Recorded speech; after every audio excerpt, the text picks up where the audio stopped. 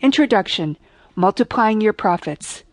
In 1992, I invented a new way to deliver content motivated by a promotional dilemma. I had created another scripted self-help audio cassette in a series for writers and pondered $1 million angle to earn media coverage. Pre-internet, publicity gave you the biggest bang for your promotional effort. To tempt reporters to feature a product, it needed either novelty or some element of controversy, human interest, or timeliness. Though I had created a high-quality product, the topic, procrastination, did not break new ground. My approach was insightful rather than controversial, and publishing on cassette had no newsworthy value. I did not have a rags-to-riches story or a tie-in to popular culture. So, I zeroed in on whether I could provide my content in a modified format that would capture the interest of media people. I visited stores that sold creative products and took notes in a brainstorming notebook. When I came across a catalog for a game company that classified games one could buy into categories, I felt I was close to the answer. Using that catalog and my memory of games I had played or encountered as a child or an adult, I listed all the factors I could think of that differentiated games from one another, such as equipment, goal, number of players, type of enjoyment, etc. When I wrote down time, I had my angle. Instead of delivering the content all at once, I would offer it in pieces over time. Thus was born The Procrastinator's Pen Pal, a postcard seminar that consisted of 10 brightly colored postcards that I mailed once a week for 10 weeks to customers. Each postcard contained a lesson and an exercise. The postcards had visual appeal, and the idea was fresh and catchy.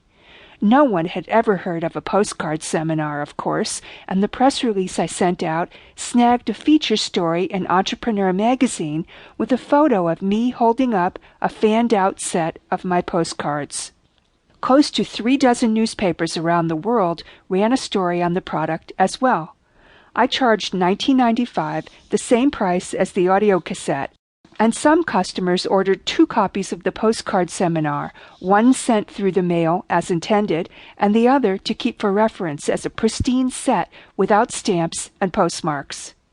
By the time all the hoopla died down, email had become a more prevalent means of communication, and I configured the postcard lessons to go out as a sequence of weekly emails from an autoresponder service.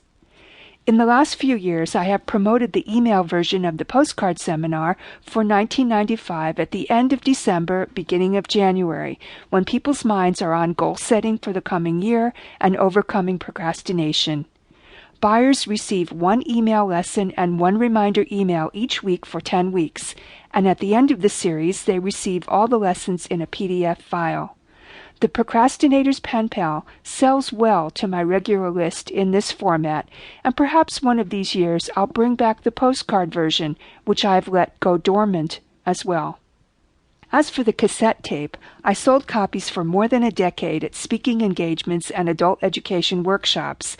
I converted the recording to digital format several years ago and sell it as part of a home study course called Become a More Productive Writer. That costs $147 for 4 CDs and a manual. Now, let's look at several lessons for info marketers in this story. 1.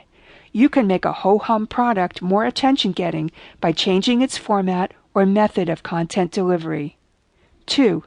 When a product format becomes obsolescent, cassettes, you can keep the product alive by converting it to a current format, CDs. 3.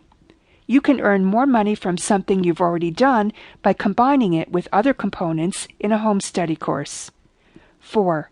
You can multiply your income from a single set of ideas by making it available in many different formats at once. Think of what you are listening to as an idea book for repurposing. Use it to spark possibilities for offering your content and expertise in appealing formats that multiply your opportunities to gain the attention of busy, distracted consumers or businesses and exchange information for money.